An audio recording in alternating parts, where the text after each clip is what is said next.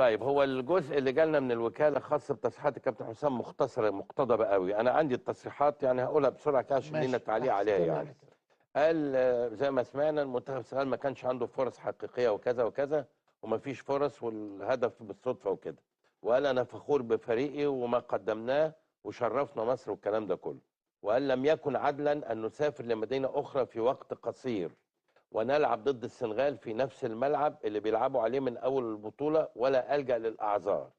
وقال تخيلوا منتخب السنغال لم يغير النومه ولا السرير عكس نجوم مصر الذين غيروا كل شيء. وقال اي اخطاء انا اللي بتحملها. وقال لن اتحدث عما حدث في الملعب والهتافات منذ نزولنا وابلغت اللاعبين تجاهل الامر والتركيز في الملعب. نحن من عرب افريقيا ومصر كبيره وهي ام العرب وام افريقيا بالتاريخ وكذا وكذا. وقال هل شاهدتم في اي نصف نهائي حصول لاعب على بطاقه صفراء في اول دقيقتين من خطا طبيعي؟ وعلى العكس عندما ذهب عمر مرموش بانفراد حصل لاعب المنافس اللي هو كوليبالي على بطاقه صفراء وليست طرد. للاسف نحن بعيدون عن العداله حتى الان وكان هناك اشخاص لا يرغبون في تواجدنا بالمباراه النهائيه ومعروفين للجميع وابلغت اللاعبين بذلك. دي ابرز تصريحات. انا بس مساله انه هو سافر من بلد لبلد. نيجيريا اللي لعبت النهارده برضو احنا بنقول واقع يعني. يعني احنا سافرنا سفريه واحده هم سافروا سفريتين. نيجيريا اللي لعبت ضربات جزاء واتغلبت في اخر ضربه جزاء بعد وقت اضافي. يعني نيجيريا كان ماتشاتها في المجموعه في مدينه فاس وبعدين من فاس اتنقلت لمراكش في دور الثمانيه. لا هو مش حجه. وبعدين من مراكش للرباط في دور الاربعه. حته السفر والكلام دوت مش ما هوش مبرر طيب.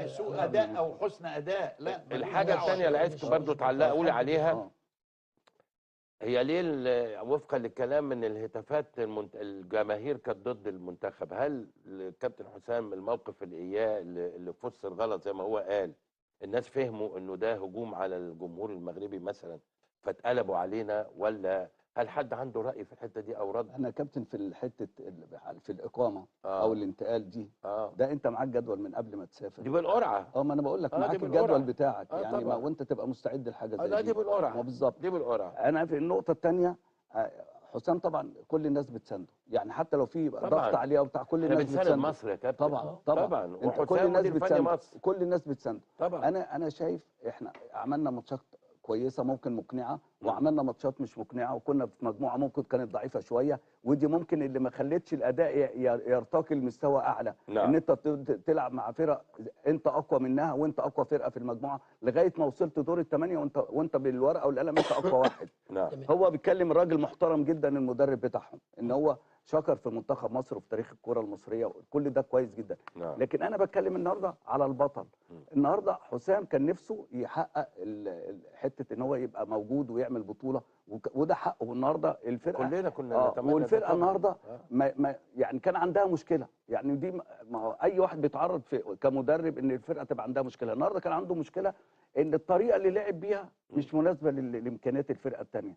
انت طوال المباراه ما انا باجي اقول انا يعني ايه يا كابتن دي مش فاهم. يعني انت لعبت بطريقه النهارده مش مناسبه للفرقه الثانيه.